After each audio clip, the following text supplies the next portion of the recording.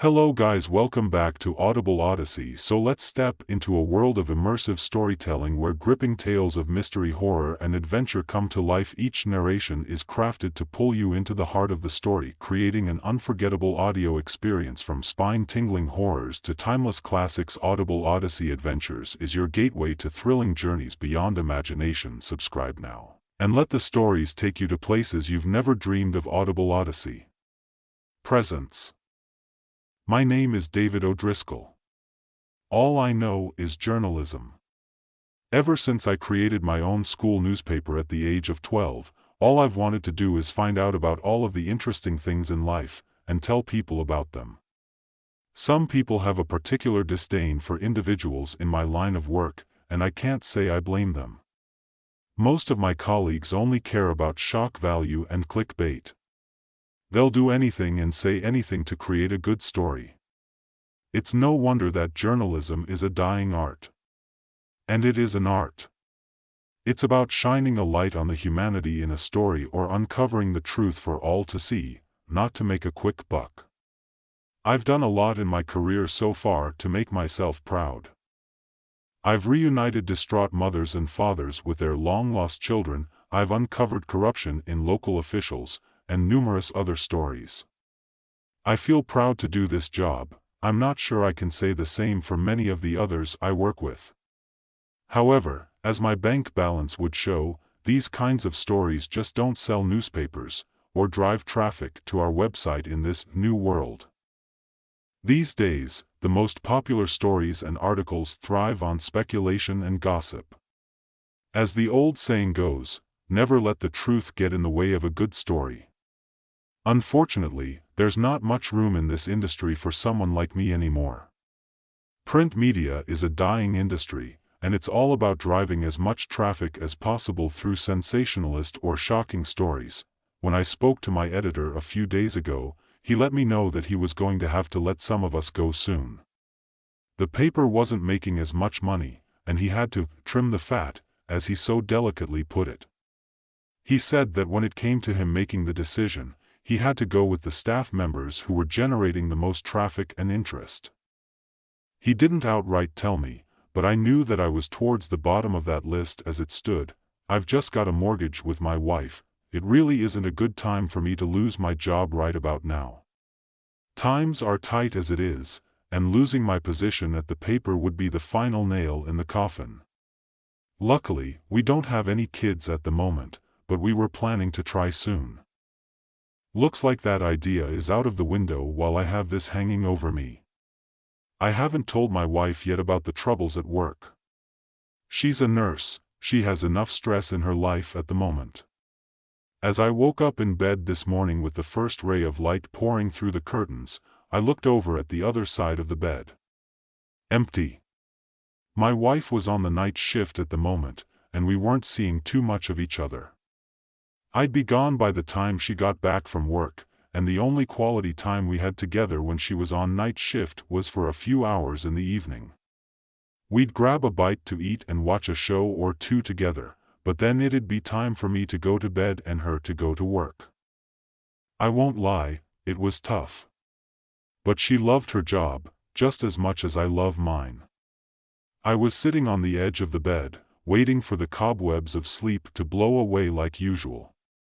It seemed to be a more common theme lately, but my mind kept revisiting the conversation I had with my boss a week or so ago. I had to find a good story, I had to. But one thing I was not willing to do was compromise my morals. It had to be a real story, but fascinating enough to pique the interest of the public. All the way from getting up, grabbing a cup of coffee, stepping into the shower, and getting in the car, I was racking my brain for ideas. For any seasoned drivers, we all know that bizarre autopilot which takes hold when you're going through your regular commute. Quite often, I'll arrive at the office after 30 minutes of driving with absolutely no memory of how I got there. Your body just kind of automatically performs the movements, and your brain wanders off for you to get lost in thought. It's amazing how that happens. As I was 10 minutes into the drive, something broke through the monotony. I like to stay connected to local happenings, which makes complete sense considering my line of work. I like to know what's going on in my local area. It's nice to feel part of a community. As I was taking the same turn that I take every day, the presenter was running through the and in other news segment that adds some variety and levity at the end of the news. Normally, it's inconsequential things such as Mrs. Jones found her missing cat in a tree 2 miles away, or little Bobby found a coin in the yard that's worth thousands of dollars. Things that pique your interest but don't have any real depth. But this story managed to capture my attention in full. And in other news today, the radio presenter said with their buttery smooth voice, "If you're still looking for a holiday destination this summer, why not a lighthouse? Only this lighthouse has a checkered past." The Subway Isle Lighthouse has been in disrepair for the past decade or two since closing. It was the scene of an unexplained disappearance of 3 lighthouse keepers in the early 1900s. Presumed to have perished in a heavy storm, since then, it has been bought and renovated into a summer home for rent. So if you'd like to stay for a week or two in a place with history and character, in solitude from your normal hectic life, why not give this a try? The lighthouse has been available for weekend and weekly stays since the start of the year. Unexplained disappearance is the phrase that caught my attention. This had all the markings of a great story. It had mystery, intrigue, and a unique setting. It wasn't every day that you heard about a lighthouse, especially one in such a remote location. Although I wanted to do a bit of research beforehand on the background, I decided then and there that I had to try and stay there. It seemed like it had almost been fate for me to hear that news story. As if I was being given one last chance to save my career. And if it didn't lead anywhere, at least I'd have had a vacation for once. It had been years since I last had one. For the last 15 minutes of my journey, everything else faded away into nothing. All of my previous thoughts and worries about my job and my future. My mind always wanders back to the lighthouse. What happened to the 3 lighthouse keepers? Was there anything nefarious involved, or was it just an unfortunate accident? Is there any evidence left to suggest what happened to them? These questions were swirling around my head constantly. It almost became an obsession. This could be the perfect story I'd been waiting for. As I arrived at the office building, I was almost in a trance. I could think of nothing else. I even forgot my coffee in the cup holder of my car. I tapped my pass onto the card reader by the front door, nodded a greeting to the security guard, and climbed the single floor of stairs that led to my office. Luckily, there were hardly any of my colleagues in today. No doubt the pessimistic announcement from my boss had sent similar shockwaves through them as it did me. I'm sure they were also out and about, looking for the perfect story that would save their jobs. I sat down at my desk and logged in. As always, one of my favorite ever pictures greeted me as a wallpaper, my wife and I on our wedding day. I didn't want to let her down. I had to make this work. With a brief respite to reflect, I opened my web browser and got to work. Subway Isle Lighthouse was the first search term I tried, but I was only greeted with geographic entries and the news story that was broadcast earlier. According to an online encyclopedia, the lighthouse was located on a remote island 20 miles off the coast. The closest coastal town was 80 miles away from me, so I faced a 100-mile trip. Not too bad, on the face of things. I noticed a few other key facts. It was constructed in 1903, and apparently had a rudimentary set of railway tracks which were originally intended to provide provisions for the crew and fuel for the light in the tower. As I scrolled further down, I found an entry called 1908 Crew Disappearance. This would hopefully tell me everything I needed to know. The lighthouse was manned by 3 men, James Russell, Thomas Blake and William Callahan. There was an abnormally fierce storm one night, and a passing passenger ship noted in the ship's log that the light wasn't working. It had to dock at a nearby town to continue its journey once the storm had passed, once the storm had cleared a few days later. A rescue boat was launched to Subway Isle to investigate the cause. Upon disembarking the vessel, it was found at the entrance gate to the main compound and the main door were both closed. In addition, the beds were unmade, the clock on the kitchen wall had stopped, the table was set for a meal that had never been eaten, and there were several chairs toppled over. After a lengthy investigation by the rescue crew, no sign was found of the missing lighthouse keepers. A later investigation by the police also produced no leads. Their disappearance was eventually ruled as accidental deaths due to being blown over the cliffs or drowning, despite no bodies being found. The lighthouse was closed for a year or two while investigations were carried out, but once they ended, a new crew was eventually installed, and that was that. There weren't any other strange occurrences until the lighthouse was closed in 1989. It lay in disrepair until last year when a local developer bought the site and renovated it. With that, I had reached the end of the article. I clicked back to the search and selected the site for the news story. Scanning down the page, luckily, they had included a link to book a stay there. As the page opened, I must admit, they had done a great job with the renovation. There were numerous pictures showing the lighthouse inside and out. Each room seemed to have a perfect blend of modern comfort and preserved history. It was exactly the kind of place that could inspire a captivating piece, not just about its past, but about the experience of staying in such a place. I clicked on the booking link, and to my surprise, there was a vacancy for the upcoming weekend. I hurriedly entered my details and reserved a 3-night stay. The anticipation and excitement began to build, overshadowing my previous worries. This was it, my chance to find a story that could not only save my job but reignite my passion for journalism. The next few days passed in a blur. I packed my bags with essentials, including my trusted voice recorder, camera, and notepad. I didn't tell my wife about the specifics, just that I needed to go on a work trip that could potentially secure my position at the newspaper. She gave me a reassuring smile, wished me luck, and told me to stay safe. On Friday morning, I loaded my car and set off towards the coast.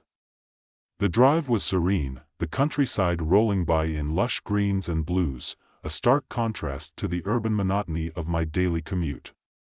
The further I drove, the more isolated it became. By the time I reached the small coastal town where the ferry to Subway Isle was docked, it felt as though I had stepped back in time. I boarded the ferry, a small vessel that looked like it had seen better days. The captain, a grizzled old man named Joe, seemed amused when I told him I was headed to the lighthouse. "Few folks go out there these days," he said, his voice rough and seasoned by the sea air. "You sure you know what you're getting into?" I smiled and nodded, though a small part of me wondered if I did. As the ferry pulled away from the dock, the town quickly receded into the distance, replaced by the endless expanse of the sea. The journey took about an hour, and as the island came into view, I felt a shiver of anticipation. The lighthouse stood tall and solitary on a cliff, its white and red stripes stark against the gray sky. Joe helped me unload my bags and wished me good luck. "I'll be back on Monday to pick you up," he said, and with a final nod, he was gone, the ferry shrinking into the horizon. Standing alone on the dock, I looked up at the path leading to the lighthouse. Seeing their names etched in stone made their story feel more real, more tragic. "Forever in our hearts and thoughts," the headstones read. "Taken from us too soon, but they never forgot their duty." On a small plaque next to the headstones, there was a small obituary explaining the history behind their untimely deaths. There was an odd absence of noise in the cemetery. Although it was small, it seemed as though the sound of the crashing waves was muffled or subdued in some way by the area itself. Silently paying my respects, I then walked down the small dirt path leading out of the cemetery and looked in wonder. The majestic lighthouse was on the opposite side of the island, and it certainly looked striking against the now blue sky. If I wasn't eager to carry on my investigation, it would have been a perfect day for a nice picnic and some sunbathing. I'd already explored the lighthouse and the immediate surrounding vicinity, so I decided to take a rocky-looking path leading down the northerly side of the island, towards the bottom of the chalky cliffs. I saw the faces of the 3 lighthouse keepers, their expressions a mix of fear and confusion. They were calling out, but their words were lost in the storm. I woke up abruptly, my heart pounding. The room was dark, and for a moment, I wasn't sure where I was. As my eyes adjusted, I saw a faint light coming from under the door. I got up and opened it, stepping into the hallway. The light was coming from the lantern room at the top of the lighthouse. It shouldn't have been on, I hadn't turned it on. I felt a chill run down my spine. I grabbed my flashlight and cautiously made my way up the spiral staircase. The light grew brighter as I approached, and when I reached the top, I saw that the lantern was indeed lit, casting an eerie glow across the room. There was no one there. I stood in the doorway, trying to make sense of it. Maybe it was a timer or an automatic system I wasn't aware of. I took a deep breath and stepped into the room. As I approached the lantern, it flickered and went out, plunging the room into darkness. My flashlight beam cut through the gloom, but it did little to calm my nerves.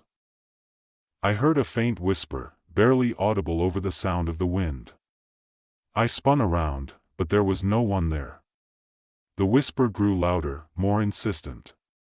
It seemed to be coming from everywhere and nowhere at once.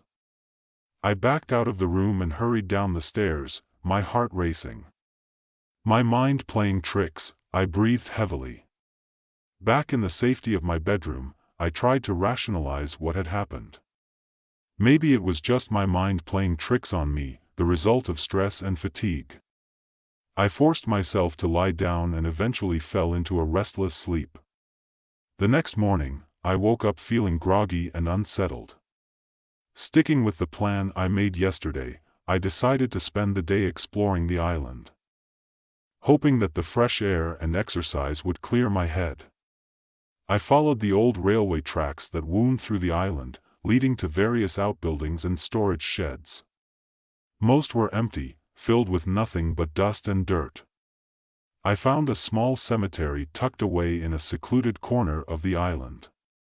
The headstones were weathered and covered in moss, but I could make out the names: James Russell, Thomas Blake, and William Callahan. The 3 lighthouse keepers.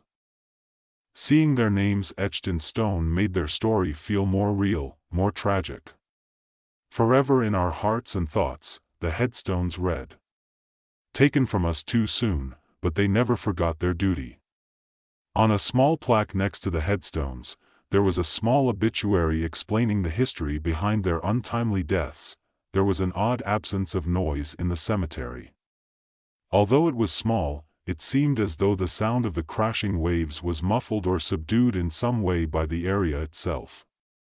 Silently paying my respects, I then walked down the small dirt path leading out of the cemetery and looked in wonder. The majestic lighthouse was on the opposite side of the island, and it certainly looked striking against the now blue sky. If I wasn't eager to carry on my investigation, it would have been a perfect day for a nice picnic and some sunbathing. I'd already explored the lighthouse and the immediate surrounding vicinity, so I decided to take a rocky-looking path leading down the northerly side of the island, towards the bottom of the chalky cliffs. As I made my way further down the path, the way became more and more treacherous as I went. This clearly wasn't an often used route by tourists. Although I was making sure that my footing was secure and stable, my mind kept returning to thoughts of last night. Was it just my imagination? I was certain that the lantern at the top of the lighthouse was on, and it definitely sounded a lot like a whisper when the light disappeared, but sure enough, when I woke up, it was as if nothing had happened. There was definitely something off about this place, but I couldn't put my finger on it. I was both dreading and looking forward to tonight in equal measure. After admittedly much longer than I was expecting, I made my way to the bottom of the cliffs. The way down to the shore was blocked off by a series of jagged rocks, there was no way that I was going to put my life in danger. It didn't look as though there was anything of interest in the distance anyway. As I looked to my right though, I spotted an alcove. Lined with rusted iron, presumably to stop the entrance collapsing, I peered my head inside. A short distance into the opening was a large, weathered sign with bright red writing. It read, "Warning, do not attempt to go any further. Cave prone to collapse." As my eyes began to adjust to the light, I could see that the way ahead was completely blocked by boulders. It wasn't surprising. I imagine the opening would have been exposed to the waves in very severe storms. Although my curiosity was pricking at me to try clearing the rubble, self-preservation prevailed. I wouldn't be able to write the article if I were dead. So I decided to leave it be and returned back up the rocky path towards the lighthouse. As the ground started to turn from red and brown to green, I looked towards the horizon. The azure blue from earlier had given way to a fierce red. The sun was beginning to disappear over the horizon. As I marveled at the beautiful colors, I could see that there were worryingly dark gray storm clouds gathering in the distance. I'd have to call today's exploration to a close. I didn't want to be the next victim, if it was in fact a storm that killed the 3 lighthouse keepers all those years ago. When I returned to the lighthouse, all in all, it was a very subdued evening. There was some light rain outside, but nothing world-ending. The soft pitter-patter against the window provided a relaxing backdrop for me to continue writing some of my articles on the laptop, and eventually, retire to the bedroom with a herbal tea to settle in with a good book. When you don't have the internet or a TV to help you pass the time passes surprisingly slowly. I'd been reading for what felt like hours, when I glanced at the clock on the wall and it only showed 9:30. It had been an exhausting day full of walking and exertion, so when my eyelids began to droop, I took that as a sign to call it a night. I had one more day to uncover any mysteries, if in fact there were any. But I wasn't sure there was much else to explore on the island. It was only small. But I still had a splinter in my mind nagging at me that there was still something I had missed. And so I gave in to sleep.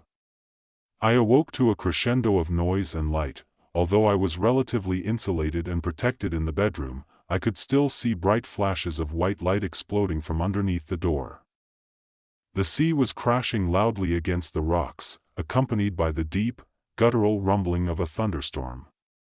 Grabbing my phone as a flashlight in case I needed it, I gently pushed open the bedroom door.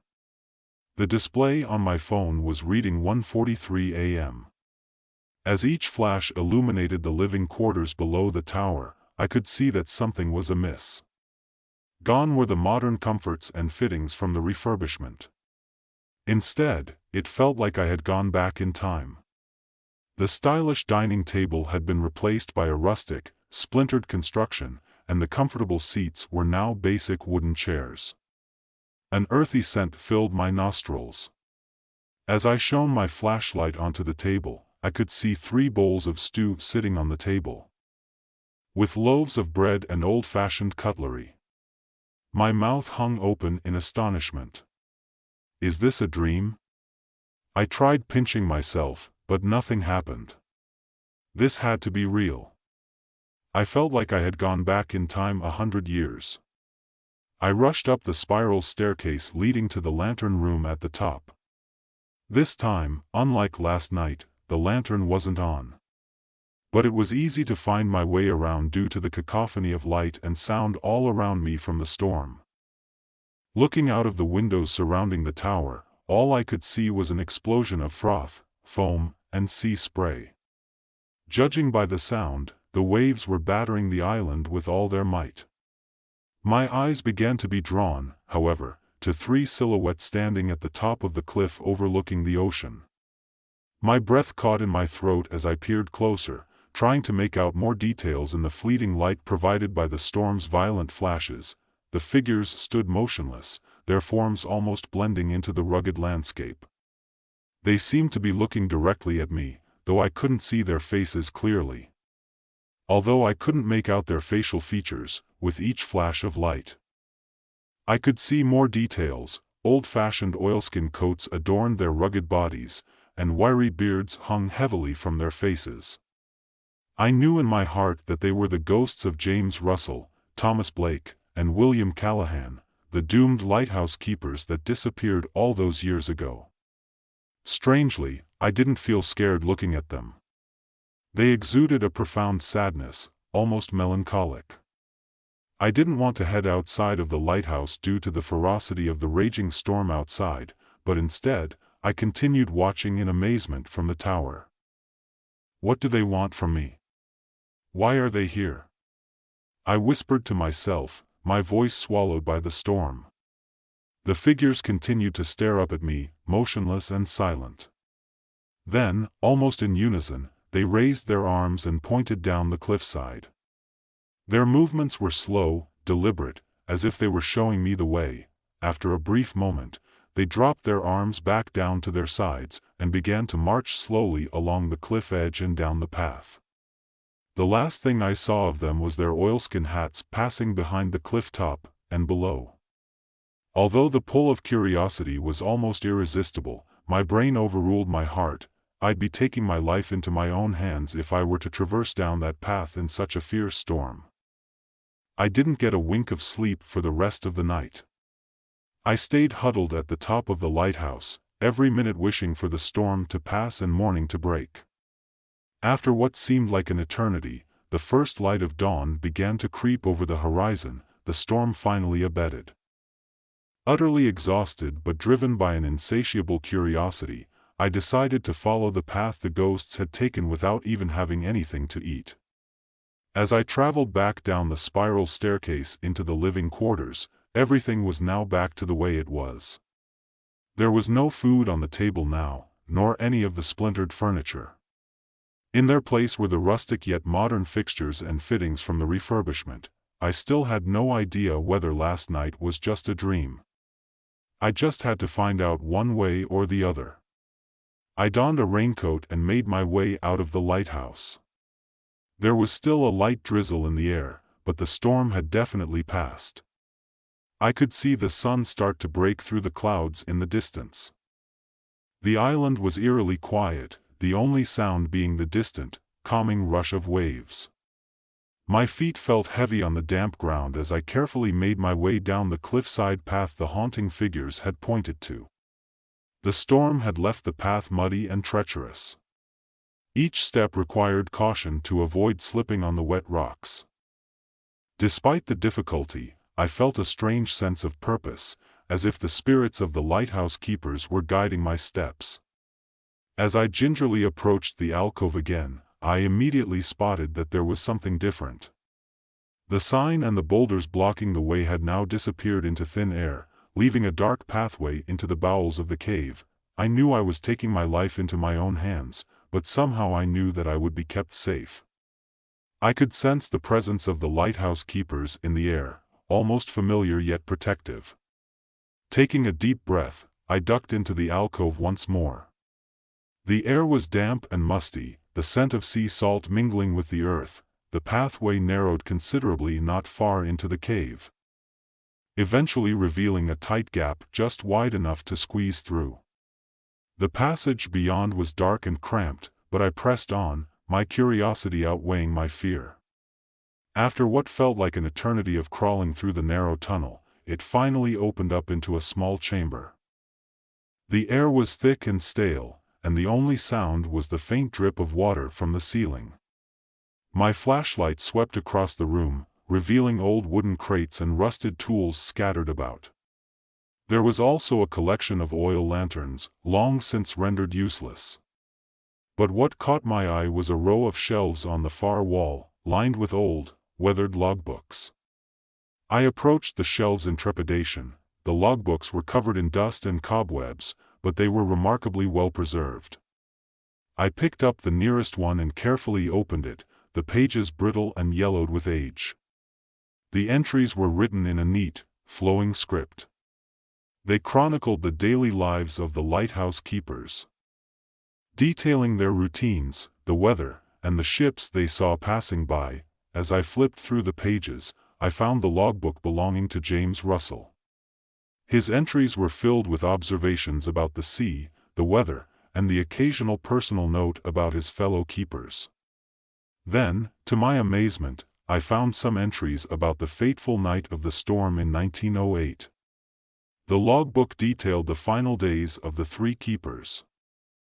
They had chronicled their growing fear as the storm approached, strange occurrences in the lighthouse, and finally, their plan to seek shelter in the cave during the worst of the storm. Russell's handwriting was frantic, the ink smeared in places as if written in haste. December 12, 1908. The storm is unlike anything we have seen before. The wind howls like a banshee, and the waves crash against the cliffs with terrifying force. Blake and Callahan are trying to keep the lantern lit, but the wind keeps extinguishing it. We tried to send a distress signal, but the equipment failed. I fear for our lives. If we do not make it through this night, let it be known that we did our best to keep the light burning. God help us. The next entry was even more disturbing, written by Thomas Blake. Something is not right. I saw a figure outside in the storm, but when I called out, there was no answer. Russell is missing. Callahan and I searched everywhere, but there was no sign of him. The storm is growing worse. We are trapped here, and I fear we may not survive the night.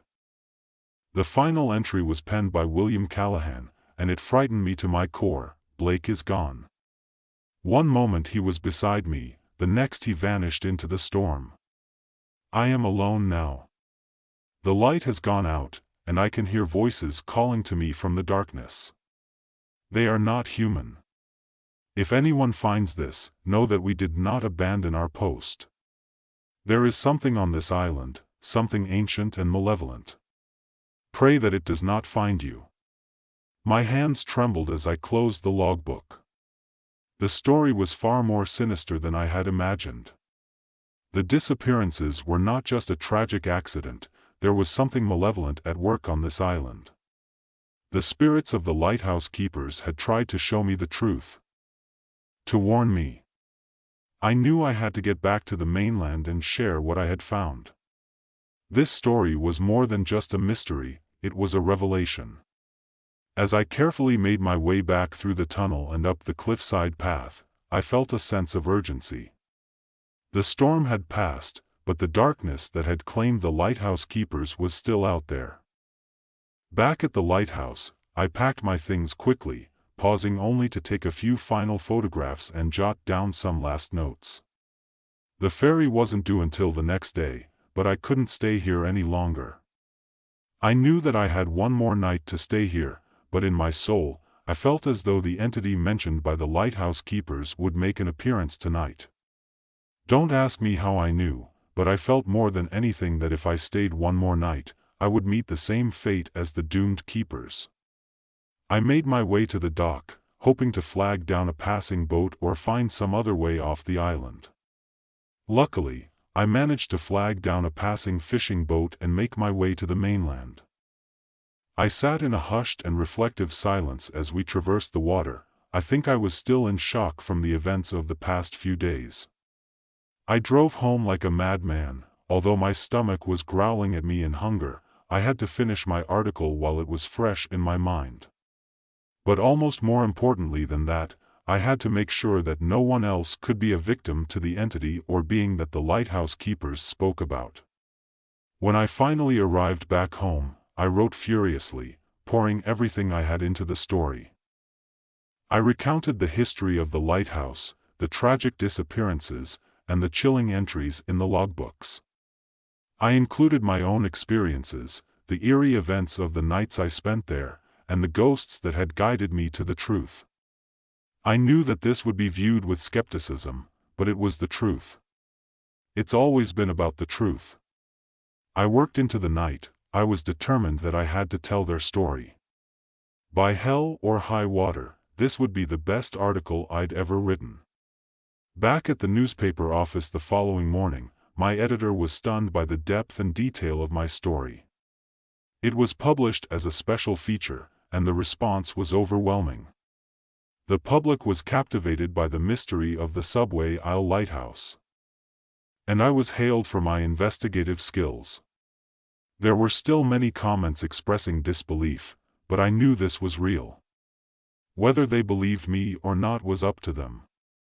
To ensure that their fate remained undisturbed and to ensure that no one else was put in danger, I informed the authorities of my findings and that the location was unsafe for anyone to stay in. Of course, my pleas focused on the unsafe cave and jagged rocks on the shore rather than the entity mentioned in the lighthouse keeper's logs. Despite my pleas to the contrary, they insisted on performing an investigation of the island to corroborate my story. Thankfully, their investigation was completed without incident. Strangely, though, having investigated the cave, they could not find any indication of the ancient logbooks that I mentioned to them. According to them, the path inward was blocked off by immovable boulders. However, to my relief, they condemned the area due to endangerment to human life. They ruled that the cave was prone to further collapse at any moment and that the cliffs were unstable. All ferries and vessels were forbidden from traveling to the island from that point onward. Much to the annoyance of the property developer, the lighthouse was also condemned and ruled unsafe. It was therefore declared derelict.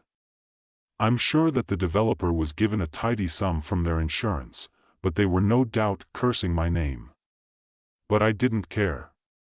The important thing was that no one else would be put in danger. I also thanked my lucky stars that I managed to escape with my life and didn't meet the same fate as the lighthouse keepers. Despite the closure of the lighthouse, the story of Subway Isle continued to captivate the public's imagination. So guys, the video has ended now. If you like our stories and want to see more videos like this, please subscribe to Audible Odyssey channel and do all these things, like, comment, share, and subscribe. Enjoy horror and adventure stories like this. So just subscribe to Audible Odyssey. Bye bye.